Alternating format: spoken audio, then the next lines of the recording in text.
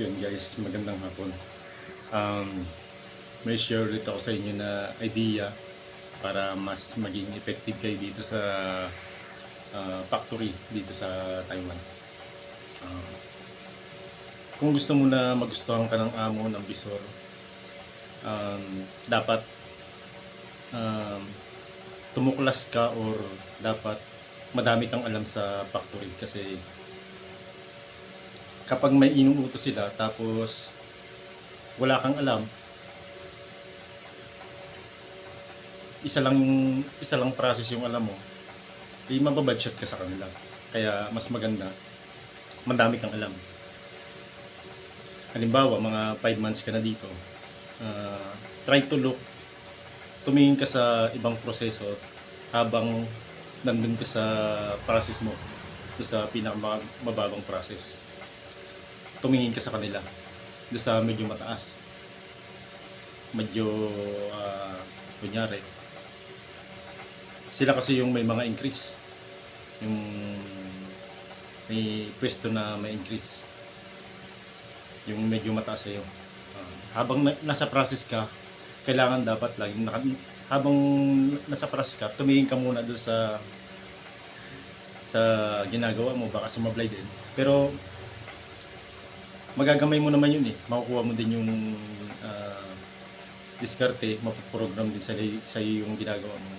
So habang nandun ka sa process mo, dapat nakatingin ka doon sa isang process para tingnan mo kung anong diskarte, anong ginagawa niya. Kumbaga, ang gawin mo, maging yung matutunan mo yung multitasking. Yan. Dapat na ganun, habang nagpo-process ka, tingin ka doon sa ibang di man department, pero ibang machine na ginagawa. Yun. Kasi pag ganun, habang tinitingnan mo yun, syempre maglalaro din sa isip mo kung paano yun.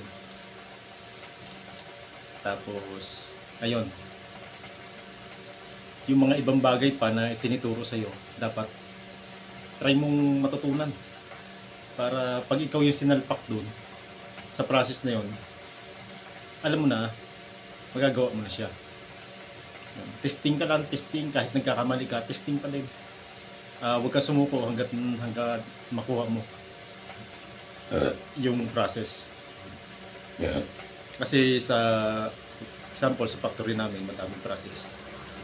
Linya-linya, hindi mo naman kayang ikaw lang mag-isa doon. Siyempre, kunyari, mga 4 kayo, ganyan. Sunod-sunod, yun.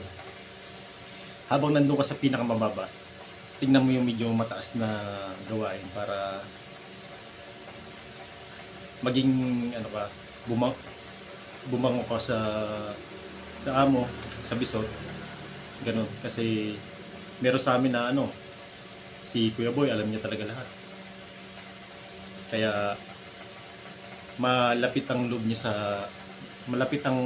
loob ng amo sa kanya. Kahit magkamali siya, medyo okay lang sa amo kasi may pakinabang sa kanya eh. Mapakinabangan siya ng ayos. Yun ang gusto ng mga Taiwanese na amo. Dapat madaming pakinabang sa iyo. Hindi yung isang process lang alam mo. Dapat madami. Yun, try mong i-level up lagi yung sarili mo habang nasa factory. Kasi maganda din sa iyo yun kaysa nandun ka lang sa baba. Testing ka doon sa ibang process para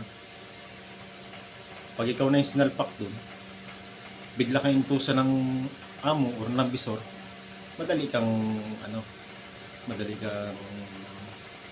mautusan. At yun, kaya guys, na nagbibideo ako ng ganito, share ko lang din. Kasi way back nung 2023, yung nag-a-apply pa lang ako sa Pinas, naghahanap din ako sa YouTube ng mga videos na ano ba yung mangyayari sa akin sa Taiwan. ano ba yung gagawin ko doon, ano ba yung trabaho, ano ba yung mga diskarte, yun. Kaya nagtatry ako mag-create ng ganitong video.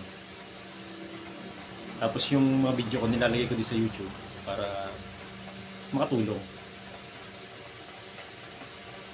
Makatulong din sa mga nag-a-apply galing Pinas. Yan. Para equip na sila pagdating dito.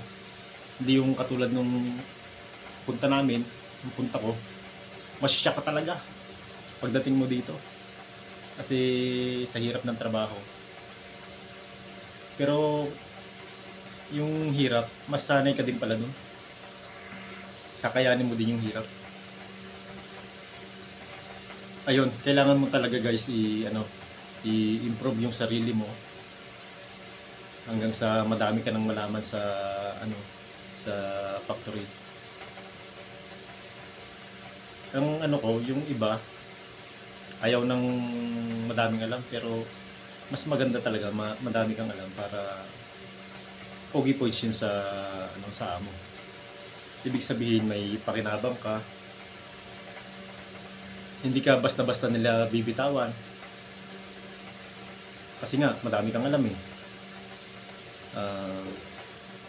Yun lang guys. Sana may natutunan kayo. Ingat and God bless.